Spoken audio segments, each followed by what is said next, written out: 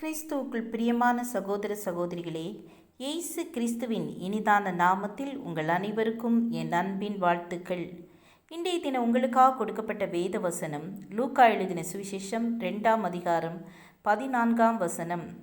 உன்னதத்தில் இருக்கிற தேவனுக்கு மகிமையும் பூமியிலே சமாதானமும் மனுஷர் மேல் பிரியமும் உண்டாவதாக என்று சொல்லி தேவனை துதித்தார்கள். தேவதூதன் ஒரு நற்செய்தியை கொண்டு வருகிறான். அந்த நற்செய்தி என்ன தெரியுமா? கிறிஸ்து ஒரு கன்னியின் வயிற்றில் வந்து பிறப்பார் என்ற செய்தி. இந்த செய்தி நம் எல்லாருக்கும் தெரிந்த ஒன்றுதான்.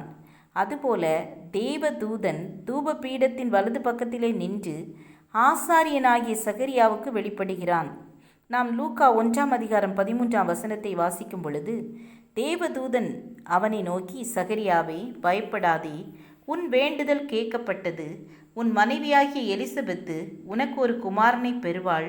அவனுக்கு யோவான் என்று பெயரிடுவாயாக என்று சொல்கிறான்.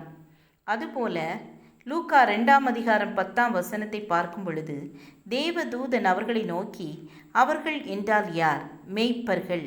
மேய்ப்பர்களை நோக்கி, பயப்படாதீர்கள், இதோ எல்லா ஜனத்துக்கும் மிகுந்த சந்தோஷத்தை உண்டாக்கும் நற்செய்தியை உங்களுக்கு அறிவிக்கிறேன் என்று சொல்கிறார்.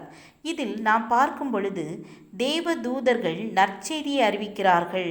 ஆம் என கண்பானவர்களே, நாமும் கிறிஸ்து பிறந்த நாளை ஆசரிப்போம் என்றால் இயேசுவை பற்றி அறியாத ஜனங்களுக்கு எடுத்து சொல்வதுதான். இன்னொன்று, பிறருக்கு நற்செய்தி அறிவிப்பது என்றால் கொடுத்து உதவி செய்ய வேண்டும். ஏழைக்கு இறங்குகிறவன் கர்த்தருக்கு கடன் கொடுக்கிறான் என்று வேதம் சொல்கிறது. அதுபோல வறுமையில் இருப்பவர்களுக்கும் கிறிஸ்துவை பற்றி அறியாதவர்களுக்கும் கொடுத்து உதவுவது ஒரு தேவதூதனின் செயல். நற்செய்தி அதுதான். ஒரு தேவதூதன் பிறரை மகிழ்ச்சியாக்கினது போல நாமும் பிறர் மகிழும்படி உதவி செய்வோம். ஜெபம் செய்வோம்.